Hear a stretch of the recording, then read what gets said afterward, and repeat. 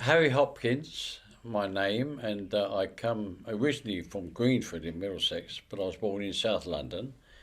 And when the war started, I wanted to join up. But naturally, they said no, I was too young because I was born in 1924.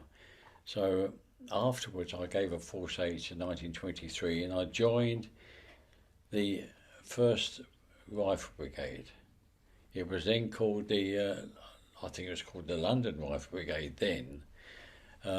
Prior to that, I was in the Army Cadets with a Lieutenant Berman. He was, and he was made a major, and I finished up a sergeant major in the Army Cadets. We used to go to Tottenham Court Road, and that's where I got interested in the Rifle Brigade because they had a rifle range there downstairs, and I joined those then. That was in 1943. I joined then, and we were a motor battalion, and that's where I learnt to drive and got my first driving license. That we were in the old Dodge 1500 weights then, and the sergeant used to teach us how to drive. We went driving away, and then we finished off our sort of training near York. Rambie Camp in Retford we went to. From Rambie Camp in Retford, they were talking about D-Day. This was in 1943, and they started talking about there will be an invasion of France. So we were transferred down then, and I finished up from York. I finished up in a battalion of the Rifle Brigade, the 1st Battalion. By then we'd finished with the 1500 weights and got the international half tracks. And I was made up to a lance corporal, and my job in the half tracks was they told us we would be going on the invasion on D-Day. Actually, on D-Day, they said, but you'll be going in the evening of D-Day. And so we landed, we went to West Ham football ground to waterproof absolute everything in the half tracks there. And we went from there, we went down to somewhere on the coast. But the amazing thing was, and I've often wondered, the Germans must have been very poor in their spy system because people were cheering us going all the way down. I didn't know where we went, but they knew we were going to go abroad. They knew more than what we did. Actually, we went down there and near Portsmouth, and then we sailed from there on H2. 2 days before D-Day, the sea was a bit rough, and so we sort of just off the Isle of Wight until it calmed down a little bit, and then we sailed for D-Day. But because of the bad weather, we couldn't land till the evening. But my job was to be in the front of the half track, and when it was waterproof, we had a ground sheet on the front of the half track where the part closed down completely. And my job was to, when we hit the beaches, was to climb on the front and undo the ground sheet, and never mind about anything else. And we were told then that when we got on the beaches, if anything happened, ignore it. Just carry on. Don't stop for anybody. If anybody's fallen or got shot or fell out, you leave them. And that was I think one of the worst parts. Fear, I think we were sort of inquisitive more than anything else. There wasn't a fright. I think the only time you're really frightened is when you was on your own. But when you was with a crowd, it was anticipation of what was going to happen. You didn't really know at all what was going to happen, you see, and this was it. It was D-Day when we landed. We scrambled up the beach. Like I said, we ignored anybody or anything that had become a casualty. And then just after D-Day, at Arromanches, I got wounded. Can I just take you back to D-Day for a minute? Yeah. You were obviously spent a couple of days bobbing up and down, probably feeling pretty rubbish Oh yes, So could you tell me a little bit about that? Because it's all fired up. Here we go, and then yes, you're held off. What's yes, going on? Are yes. we going to go or not? And then could you tell me what did you land on the 6th of June? 6th of June. What time? I would say it was afternoon. Right. If you could sort of kind of tell me that, and I'd like you to tell me, as Mm. a young man fired up, what was that like? What do you see? What were the sounds, the sights, the Right. smells? Yes. Yeah. Well, we were at West Ham football ground training. Nobody told us we were going to France. Nobody told us about the invasion. Like us, the public knew more than what we did, I think, because we suddenly left West Ham football ground and they said, right, you're all waterproofed up now because we had to waterproof their vehicles right up then. And we waterproofed them in a convoy down to the coast. And people were, on a Sunday it was, and people were cheering us and everything. And they said, where are you going? I said, don't know. We didn't know. We didn't have a clue where we were going. We finished up near the coast, and then after that we went down to the coast, and then the half tracks were loaded onto boats, and went on ourselves. And then they said to us, they gave us some training on the boats, and I think one of the best things we ever had on the boat, and I've never had anything since, was the hot cocoa. It was in a large metal tin. You struck the top and it heated the cocoa inside, and my God, it was bloody marvellous. It was really, really good. It was really good. But we went on, and we went onto the boats, and we got out a little way, and the sea was rough. H2 it was called, and we didn't know exactly where we were going, but we knew we were going somewhere. We didn't have tropical kit or anything like that. We just had a normal kit, and we just got on the boat, and it was rough, and we just sat there, and the sea and the boat was going up and down, and we were sick. We really were sick then, but we just sort of got over it. We weren't frightened because we didn't know what was happening. And then we finally sailed from there, and they said to us, right, when we get near the coast of France, they said, that's where you're going. And that's the first time we heard about it, is when we was halfway there. They said, you'll be going over the side into the half tracks, into the landing craft, and the landing craft will charge up the beach. And you'll be one of the first with the armoured vehicles then. So what we did, we went into the landing craft when we got near and it was the big guns where it was topsy-turvy, and the sea was very, very rough. And I remember the big boats, the big warships of ours were firing their salvos over the top of us. And we thought, thank God it's not going on us, because we would have, finished. And then we went, and then we got in the landing craft, and the guy that was driving what we call the LCT, landing craft tanks, which we were loaded into, I think it was about a complete platoon into one landing craft. That was about 4 half tracks and the HQ one. And then they tried to get into as far as possible. And he was good. He was all right, because he backed out. He said, I can't get far enough. He said, the only way I could do it, he said, hold on. And he crashed into the beach. And he said, one thing about it, he said, I haven't got to go back again. He said, because this is ruined now, this landing craft. And the front dropped down, and we just shot forward. And what we were told then was, if anybody drops out, just go on. Just carry on the best you can. Ignore everything and anything.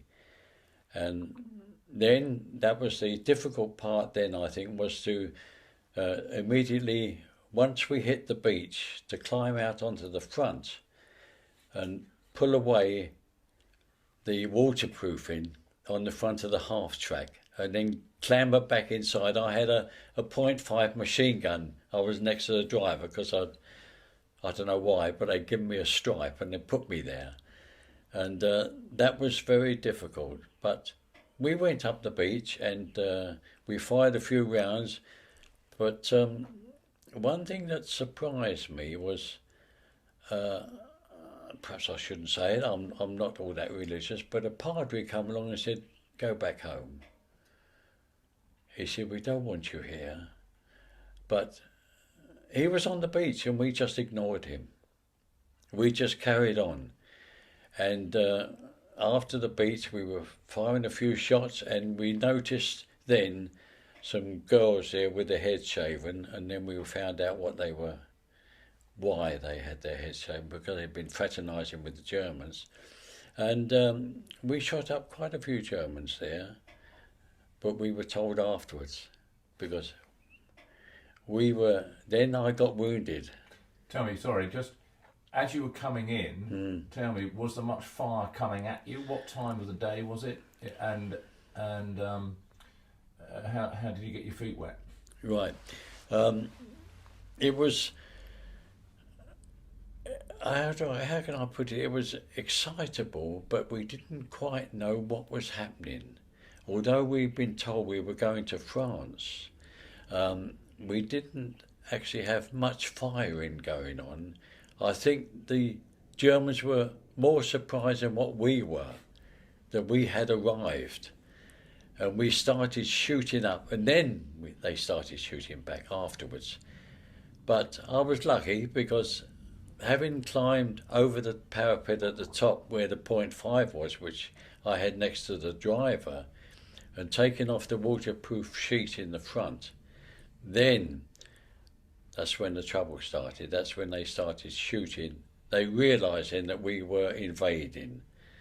When we hit the beach, then the Germans were, like I say, were more surprised, I think, than what we were.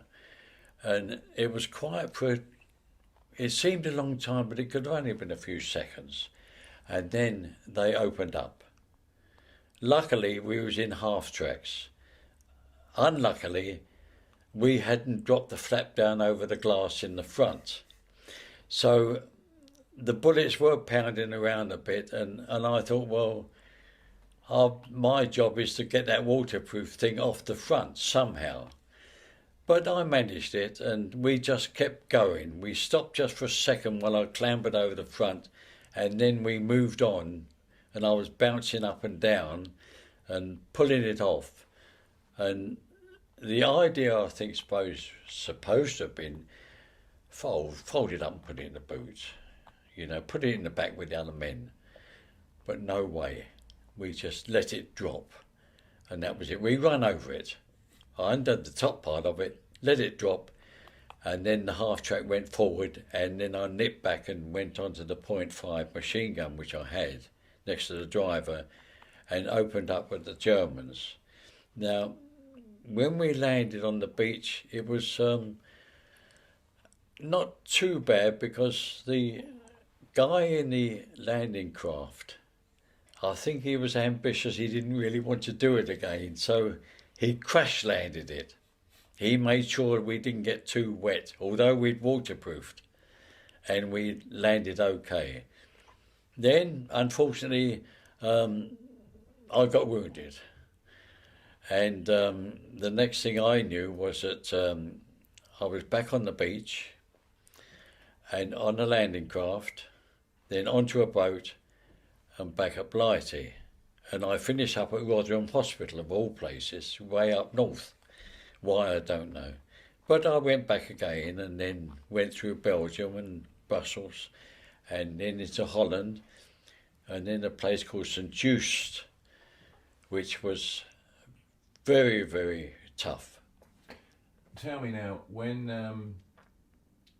were you wounded? I mean, not necessarily on your body, but how long had you been in Normandy before you were wounded? I've been in there about 3 days. On about D+3 when I got wounded, when we had advanced towards Bayeux. And then before we got to Bayeux, there were cornfields.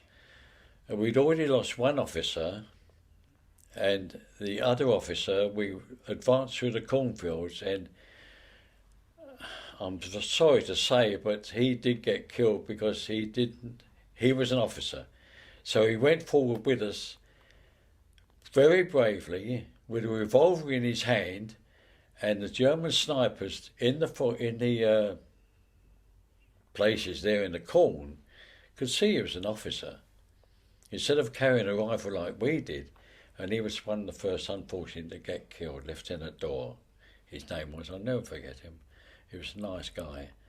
But we carried on, and then I got wounded. They started letting go of what they call the mini-werfers, started coming over. And next thing I knew, they was calling forward, like, any officers, and I shouted out, "There's no officers."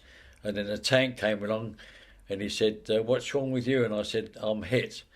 So a Bren gun carrier came along, laid me on the back, and then the German snipers opened up, but I was lucky, they missed. But I was wounded in the legs and the buttock and everything, and the arms, with the moaning minis, and put on a boat and come back into hospital in Rotherham in Yorkshire. I finished up. Then, after that, but it was a tough going then. It was, you can't describe it, you can't say you were frightened because there was more than one of you. It was more excitement, I suppose, than anything else. The only time you got frightened is later on, when you was on your own. Then the fear crept in. But landing on the beach, I think it being something different to do. You've been well trained, although you hadn't been told where you were going or what you was going to do. And I think the main thing was that being there and then getting wounded and coming back and thinking, "Oh God, now what's happened?" Can I ask, which company were you with? I was with the A Company, 1st Battalion Rifle Brigade at that time, and I was always with the Rifle Brigade. Always A Company? No, I went to I Company after that, and because I insisted that when we got back and we got the blues on from the Rotherham Hospital and walking through, I said, "I'm going back, but with the Rifle Brigade and no other regiment." I don't know why, but they were a great crowd. So your mates were important? Mates were very, very important, and the officers were important too, because in the Rifle Brigade, I suppose they were called Bolshe. They were very Bolshe. The thing of saluting officers was unheard of unless you went on a special leave. Years, afterwards in 1945. But I went back and went through, finished up after Caen, into Brussels, then into Belgium, Brussels, then into Holland. And then in Holland, I got wounded again at a place called St. Just, and that was rough. That was hand-to-hand fighting with the German paratroopers and flamethrowers. We used to have an unwritten law. Flamethrowers are horrible things. They were like liquid oil that stuck to you. And although obviously I was no lover of Germans, but when I got wounded there at St. Just, and they said afterwards, "Well, I'm afraid there are 2 bodies to go in with you," and they were the 2 people, one either side of me. There were 3 of us, and a German tank had opened up, and they got killed, but I got wounded. But then they put in a German POW underneath me in the hospital, in the blood wagon, as we called them. And he was groaning, and I said to the driver, I said, "What's up with him?" He said, "Flamethrower." Nothing they could do. He was, and that's the only time I think I felt, "You poor devil. you know, to be like that, covered in hot oil, burning all the time. And that's one reason why there was an unwritten law. We used to shout out Flammenwerfer, flamethrower, give them a chance. If they ignored it, the flamethrowers would go in. But it was pretty nasty, pretty nasty from there all the way through, right through from Holland, right the way through to the finish. I didn't see the finish of the war. I was in hospital at that particular time. But from the beginning, from landing on the beach in 1944, wounded, back again, I suppose I was stupid really, because a guy was with me, he said, "You don't want to go back." I said, "Well, why not? It's the Rifle Brigade." When did you, can you remember what date you rejoined the battalion? Roughly. July.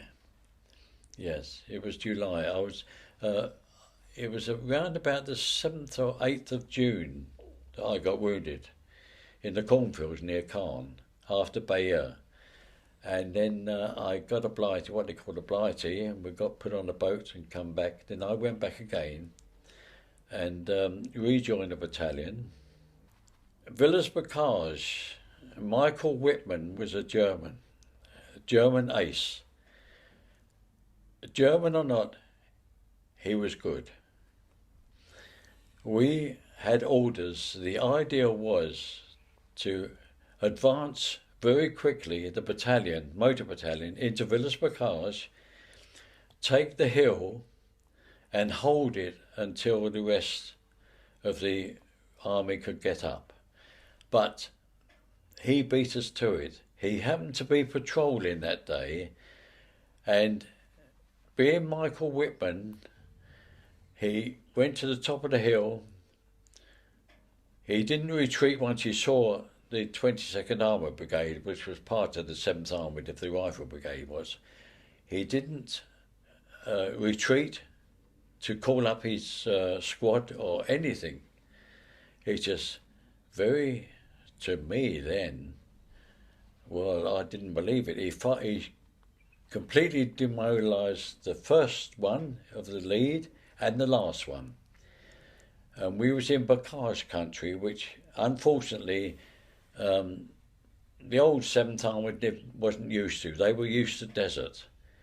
They weren't used to Bocage country, where you go along the road and there's a 4-foot ditch beside you. And once you was on that road, you couldn't get off of it. So the first vehicle and the last vehicle he knocked out at Villers-Bocage. So then all he did was just travel along the top of the field, bang, bang, bang, bang, and knocking them all out. I dived into the ditch beside them there, beside the half-track. The half-track got blown up. And we could see Michael Whitman. He stopped at the crossroads there, and he sat on top of his tank, the turret, with the press said a bowler hat and an umbrella, but that was a load of eyewash. He just sat there and looked. I was hiding in a ditch with one or two others, and fortunately the French underground, the Maquis, were in the field over the road, and I heard one of them say in the best English he could, "When I say run, run." And we laid there, about 4 or 5 of us. A couple of them were killed, unfortunately. There was a Jewish lad with me, and he got killed straight away. We laid there, and then he said, "Run." We ran across the road, and he had a boy with him who could speak a little bit of English. And the first words he said was "good night" instead of "hello" in the morning. They took us in overnight. How they did it, they were so brave. They knew if they got caught they would have been shot. And they put 3 of us into a chicken run. They knew the Germans used to come and take the eggs at night. So they locked the door and put us inside, knowing that the Germans wouldn't break down the door or anything. They just used to take the eggs, and so we were safe. And then the Mackie, the underground, looked afterwards and took us all the way back to our own lines. And that was the first time that our unit knew that we'd been ambushed in Villers-Bocage. But it was a hell of a fight there. At one time, it was really, really rough there. But the French underground people, they were so brave. They were really marvellous. That incident presumably happened before you were wounded.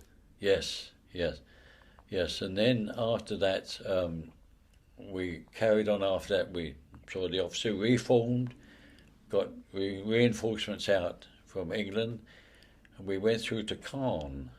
And then at Caen, we went through, because our officer at Villers-Bocage had got captured, along with quite a few other people who hadn't got in the ditch, by Michael Whitman and the German soldiers who had followed the infantry.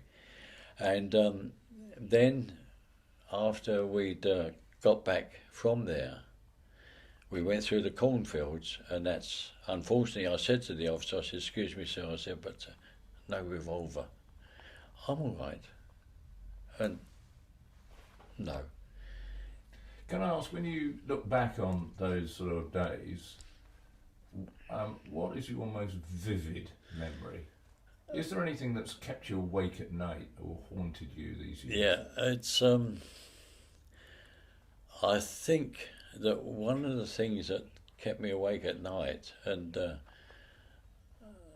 sort of a thing you would never forget, is going through the cornfields at Caen, and then suddenly you felt you were on your own, because you couldn't see anybody else. The only person I saw was the officer, and as soon as he went forward with his revolver in his hand, as if he was on training, he got shot, he got killed. But going through and knowing that sooner or later you were going to get hit. You knew you were going to get hit, but you just kept going. And that's when I was frightened.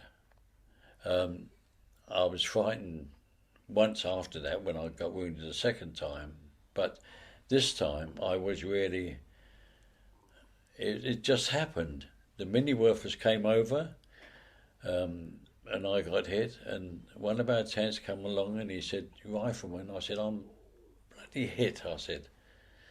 So he got the half-track over, but unfortunately the snipers started sniping at the half-track, and also the Bren gun carrier that came along, but they didn't hit us. And so I finished up in hospital from there. After that, it was, we came back to Rotherham, we came back to the coast, we got on a train to Rotherham, then we went back again and rejoined the unit, and they made offers of other units, but I don't know, I suppose I was like most of the Royal Brigade, a bit bolshy. Did you keep in touch with your mates after the war? Not many of them, no, because the second time we got wounded, it was at a place called St Just. Now, we was in Holland at that time, and on my left was Freddie Blackall, and on the right was Chalky White. Now, Chalky, he'd been right the way through it, through the desert, Italy, everywhere. And he used to sort of mother us, you know. He was great. But they got shot up and they got killed.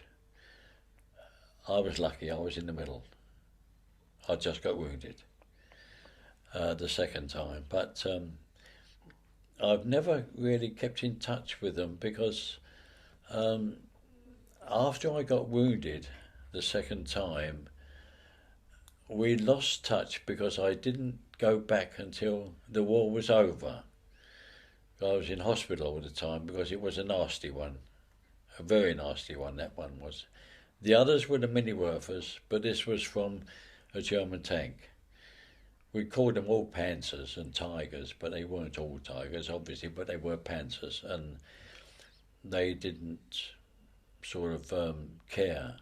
They just fired and fired and fired. The machine guns and the guns that were on them, the 17 pounders, the equivalent of 17 pounders, the old 88s, and they were vicious.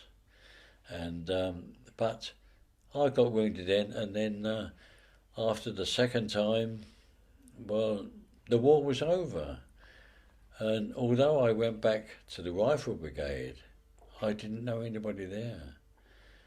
They were, I suppose, killed and wounded. 90% of them were.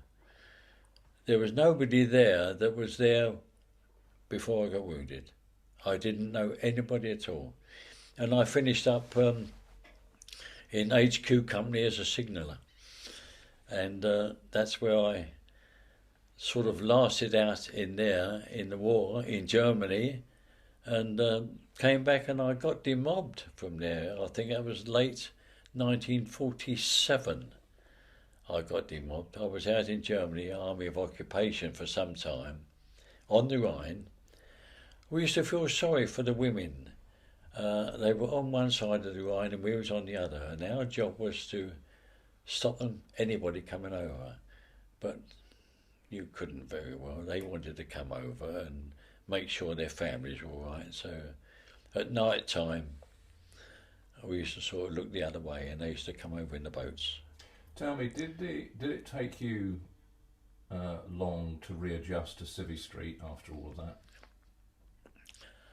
It took not too long because I think I was fortunate, I was lucky in the fact that I got wounded and not killed.